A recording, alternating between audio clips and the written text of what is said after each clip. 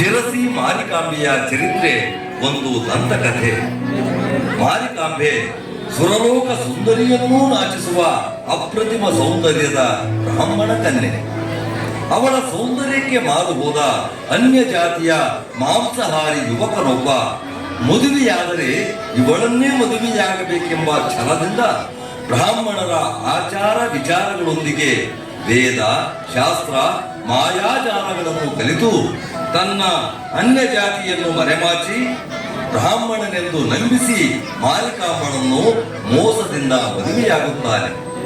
ಕಾಲಾಂತರದಲ್ಲಿ ತನ್ನ ಗಂಡ ಅನ್ಯ ಜಾತಿಯ ಮಾಂಸಾಹಾರಿ ಎಂದು ತಿಳಿದು ಕ್ಷುದ್ರವಾಗಿ ಇವನು ಬ್ರಾಹ್ಮಣನಲ್ಲ, ಅನ್ಯ ಜಾತಿಯವನು, ಸುಳ್ಳು ಹೇಳಿ ನನ್ನನ್ನು ಮದುವೆಯಾಗಿ ಬ್ರಾಹ್ಮಣ ಕುಲದ ಆಚಾರ ವಿಚಾರಗಳಿಗೆ ಅಪಚಾರವೆಸಗಿದ್ದಾನೆ. ಈ ಪಾಪಿಯನ್ನು ಜೀವ ಸಹಿತ ಬಿಡಬಾರದೆಂದು ರೌದ್ರಾವತಾರ ತಾಳಿ ಆರ್ಭಟಿಸುತ್ತ ಬರುತ್ತಾಳೆ. ಆಗ ಮೋಸ ಮೋಸ, ಅನ್ಯ ಜಾತಿ ಗಂಡಿನಿಂದ ಬ್ರಾಹ್ಮಣ ಹೆಣ್ಣಿಗೆ ಅತೀವ ಮೋಸ. ಏನವೋ ವಂಚಕ, ಕುಲಗೋತ್ರ ಮುಚ್ಚಿಟ್ಟು ವೇದಶಾಸ್ತ್ರ ಕಲಿತು ಬ್ರಾಹ್ಮಣನೆಂದು ನಂಬಿಸಿ ಮೋಸದಿಂದ ನನ್ನನ್ನು ಮದುವೆಯಾದ ನಿನ್ನ ರುಂಡವನ್ನು ಮುಂಡದಿಂದ ಬೇರ್ಪಡಿಸದೆ ಬಿಡಲಾರೆ. ಬೇಡ, ನನ್ನನ್ನೇನು ಮಾಡಬೇಡ. ನಿನ್ನ ಮೇಲಿನ ಅತೀವ ಮೋಹದಿಂದ ನಾನು ಈ ರೀತಿ ಮಾಡಬೇಕಾಯಿತು. ಮಾಡಿದ ಅಪರಾಧಕ್ಕೆ ಕ್ಷಮೆ ಇರಲಿ. ಕ್ಷಮೆ? ಅದೆಂದಿಗೂ ಸಾಧ್ಯವಿಲ್ಲ. ನೀನು ಮಾಡಿರುವುದು ಕ್ಷಮಿಸಲಾರದ ಅಕ್ಷಮ್ಯ ಅಪರಾಧ. ಬ್ರಾಹ್ಮಣ್ಯ ಕುಲ ಸಂಪ್ರದಾಯಗಳನ್ನು ಗಾಳಿಗೆ ತೂರಿ ಮಾಂಸ ಭುಂಜಿಸಿ ಬ್ರಾಹ್ಮಣ ಕುಲ ಮರ್ಯಾದೆಗೆ ಮಸು ಬಳಿದ ಪರಮ ಪಾಪಿ ನೀನು. ಸುಳ್ಳು ಮೋಸ ವಂಚನೆಗಳಿಂದ ಕುಲ ಸ್ತ್ರೀಯರ ಕೊಲೆಗೆಡಿಸುವ ನಿನ್ನಂಥ ದ್ರೋಹಿ ಬದುಕಿರಲೇಬಾರದು. ದುಡುಕಬೇಡ, ವಿಚಾರಿಸು. ಎಷ್ಟಾದರೂ ನಾನು ನಿನ್ನ ಗಂಡ. ಅಲ್ಲ ಅಲ್ಲ ಅಲ್ಲ, ಮನುಕುಲಕ್ಕೆ ದಂಡವಾಗಿ ಭಂಡ ದೇಹ ಹೊತ್ತು ಬಂದಿರುವ ಕೆಟ್ಟ ಪಿಂಡ ನೀನು. ಇಂದು ನಿನ್ನ ರುಂಡ ಚೆಂಡಾಡದೆ ಬಿಡಲಾರೆ. ಸಿದ್ಧ ನಾವು ಸಾವಿಗೆ ಶರಣಾಗಲು. ನನ್ನ ಸಾವು ಅದು ನಿನ್ನ ಕೈಯಿಂದ? ಅಯ್ಯೋ ಹುಚ್ಚಿ, ಅಸಾಧ್ಯದ ಕನಸು ಕಾಣುತ್ತಿರುವೆ ನೀನು. ಸಕಲ ವಿದ್ಯಾಪಾರಂಗತರಾದ ನನ್ನನ್ನು ನೀನೇನು ಮಾಡಲು ಸಾಧ್ಯವಿಲ್ಲ. ಈಗ ನೋಡು ನನ್ನ ಮಾಯಾ ವಿದ್ಯೆಯನ್ನು.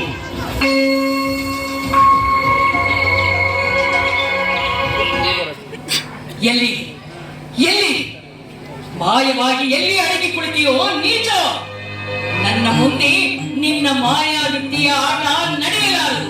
ಅದಾವ ಪ್ರಾಣಿಯ ದೇಹದಲ್ಲಿ ಅಡಗಿ ಕುಳಿತಿರುವೆಯೋ ಯಾರೋ ನನ್ನೆದುರು ಬಾ.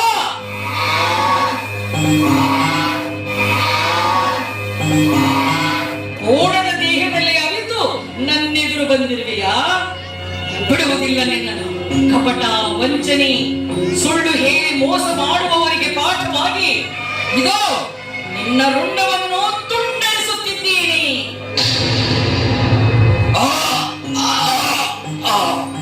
ಈ ರೀತಿ ಕೋಣನ ದೇಹದಲ್ಲಿ ಅಡಗಿ ಕುಳಿತಿದ್ದ ಗಂಡನ ರುಂಡವನ್ನು ಕತ್ತರಿಸಿ ಆವೇಶಗೊಂಡು ಮನೆಗೆ ಬೆಂಕಿ ಹಚ್ಚಿ ತಾನು ಅಗ್ನಿಗೆ ಆಹುತಿಯಾಗುತ್ತಾಳೆ. ಈ ದೃಶ್ಯ ಕಂಡ ಜನಸಮೂಹ ಮಾರಿಕಾಂಬೆ ಸಾಮಾನ್ಯ ಹೆಣ್ಣಲ್ಲ, ದೈವಾಂಶ ಸಂಭೂತೆ, ಆದಿಶಕ್ತಿ ಅವತಾರವೆಂದು ಭಾವಿಸಿ ಮಾರಿಕಾಂಬಳನ್ನು ಪೂಜಿಸತೊಡಗುತ್ತಾರೆ. ಶಿರಸಿ ಮಾರಿಕಾಂಬ ಪ್ರತಿಮೆಯು ಹಾನಗಲ್ಲಿನಿಂದ ಬಂದದ್ದು ಎಂಬ ಪ್ರತೀತಿ ಇದೆ. ಹಾನಗಲ್ಲಿನ ದುರ್ಗಾದೇವಿ ಪ್ರತಿಮೆಯನ್ನು ಕಳ್ಳರು ಕತ್ತೊಯ್ದು ಶಿರಸಿಯ ಕೆರೆ ದಂಡೆಯಲ್ಲಿ ವಜ್ರ ವೈಡೂರ್ಯಗಳಿಂದ ಕೂಡಿದ ಬಂಗಾರದ ಆಭರಣಗಳನ್ನು ದೋಚಿ ದೇವಿ ಪ್ರತಿಮೆಯನ್ನು ಕೆರೆಯಲ್ಲಿ ಎಸೆದು ಹೋಗಿರುತ್ತಾರೆ. ಈಗಲೂ ಸಹ ಆ ಕೆರೆಯನ್ನು ದೇವಿ ಕೆರೆ ಎಂದು ಕರೆಯುತ್ತಾರೆ. ಕಾಲಾಂತರದಲ್ಲಿ ಅಸಾದಿ ಕುಟುಂಬದ ಬಸಪ್ಪನ ಕನಸಿನಲ್ಲಿ ದೇವಿ ಬಂದು ನಾನು ಕೆರೆಯಲ್ಲಿದ್ದೇನೆ, ನನಗೊಂದು ಸ್ಥಾನ ಕೊಡು ಎಂದಾಗ ಊರ ಗೌಡನಿಗೆ ತಿಳಿಸಿ ಕೆರೆಯಿಂದ ದೇವಿ ಪ್ರತಿಮೆಯನ್ನು ಹೊರತೆಗೆದು ಆಗ ಶಿರಸಿಯನ್ನು ಆಡುತ್ತಿದ್ದ ಇಮ್ಮಡಿ ಸದಾಶಿವರಾಯರಿಂದ 1689ರಲ್ಲಿ ಶ್ರೀ ಮಾರಿಕಾಂಬೆ ದೇವಸ್ಥಾನವನ್ನು ಕಟ್ಟಿಸಲ್ಪಡುತ್ತದೆ. ಅಂದು ಸ್ಥಾಪಿಸಲ್ಪಟ್ಟ ಶ್ರೀ ಮಾರಿಕಾಂಬ ದೇವಿಯು ಉತ್ತರ ಕನ್ನಡದ ಆರಾಧ್ಯ ದೇವತೆಯಾಗಿ ಜಗತ್ ಪ್ರಸಿದ್ಧಳಾಗಿ ನಂಬಿ ಬಂದ ಭಕ್ತರ ರೋಗ ರುಜಿನಗಳನ್ನು ದೂರ ಮಾಡಿ ಬೇಡಿದ ವರಗಳನ್ನು ಕೊಟ್ಟು ರಕ್ಷಿಸಿ ಆಶೀರ್ವದಿಸುತ್ತಿದ್ದಾರೆ ಶಿರಸಿಯ ಶ್ರೀ ಮಾರಿಕಾಂಬೆ.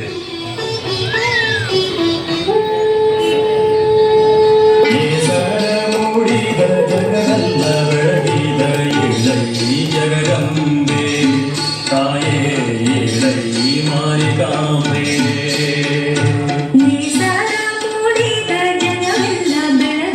ಎಳೈ ಜಗದಂಬೆ ತಾಯೇ ಎಳೈ ಮಾರಿಕಾಂಬೆ. ಕರುನಾಡಿನ ಈಶ್ವರಿ ಹೇ ದಯಾ ಸಾಗರಿ ಎಳೈ ಜಗದಂಬೆ ತಾಯೇ ಎಳೈ ಮಾರಿಕಾಂಬೆ.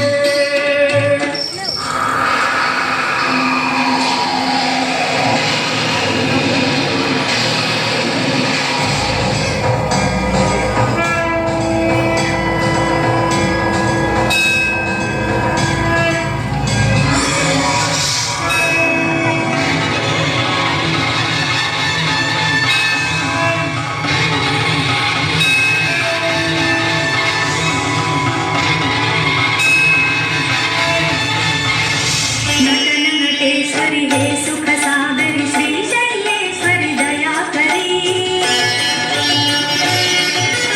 हे परमेश्वरी हे प्रलयंकरी हे जलदुर्गे कृपा करी.